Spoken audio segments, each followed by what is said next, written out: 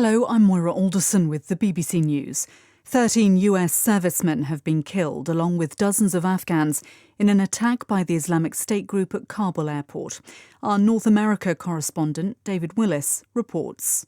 President Biden called it a tough day, but in a defiant address from the White House, he went on to describe the US service members who died in the suicide bomb attack as heroes and the best America had to offer. They were the first Americans to die in Afghanistan since February of last year, victims not of the Taliban, but its avowed enemy, ISIS-K. The president said the US had a good idea where those responsible were hiding and that he had instructed his military commanders to make plans to attack them. Asked about the reliability of Taliban forces to secure the perimeter of Kabul airport, Mr. Biden said that whilst he didn't trust the militants, he believed that keeping the airport open and completing the evacuation on time was in the Taliban's interest as well. The evacuation mission would continue, he said, vowing once again to find any Americans who wanted to leave Afghanistan and bring them to safety. At a Pentagon briefing earlier, the head of US Central Command, General Kenneth McKenzie, told reporters that further attacks on the airport were likely. As many as 1,000 Americans and many more local support staff remain in Afghanistan, with just 5 days to go before the deadline for America's withdrawal. David Willis reporting. The attack on the crowd pressing to get into the airport has been roundly condemned. The UN Secretary-General has called an emergency meeting of the 5 permanent members of the Security Council to discuss the chaotic situation.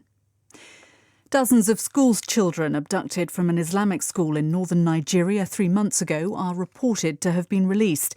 136 pupils were seized from a seminary in Tegina by gunmen demanding a ransom. The school's head teacher said all the pupils had been freed. The UN Secretary-General has warned the Security Council that the conflict in Ethiopia has spread beyond the Tigray region. Earlier, Ethiopia's human rights body said more than 200 people had been killed in ethnic fighting. Catherine Bayurahanga reports. One eyewitness told the BBC more than 150 people had been killed by members of the Oromo Liberation Army. East Walega, which is in the Oromia region, has a significant Amhara population, and its fertile lands have been a source of tension between the two communities.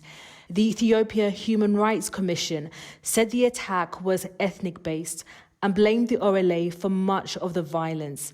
The commission also said Amhara groups reacted in retaliation, killing 60 people. BBC News. The man who led the European Union's negotiations on Brexit, Michel Barnier, has put himself in the frame to challenge Emmanuel Macron in next year's presidential elections. Announcing his candidacy on French TV, Mr. Barnier said he wanted to be president of a reconciled France. A new study of side effects from the COVID vaccine suggests increased risks of blood clotting and internal bleeding after an actual COVID infection. The research, led by Oxford University, was based on records from more than 29 million people who received a first shot of a COVID vaccine between December and April in England. The study found that the risk of developing the condition was 9 times lower with the AstraZeneca vaccine compared to contracting the virus with no vaccination. The US government says it's shutting down the troubled federal prison in New York, where the disgraced financier Jeffrey Epstein committed suicide 2 years ago. The jail in Lower Manhattan, once described as one of the most secure in the US, will be closed at least temporarily, although no timetable was given. Epstein's death a month after his arrest on child sex trafficking charges highlighted lapses at the prison. It's the third day of action in the Paralympics in Tokyo, where for the first time athletics events are being staged. Jordan Elgott has the details. The first gold of the athletics programme will be awarded in the T11 5,000 metres. Host Japan are hopeful of a medal with their representative Kenya Karasawa, while Kenya have high hopes for Rogers Kiprop and Wilson B. In the day's second session, American long jumper Lex Gillette will be hoping to win T11 long jump gold for the very first time. And Belarus's Ihar Boki will aim to add to his Paralympic medal haul of 13 golds in the S13 400-metre freestyle.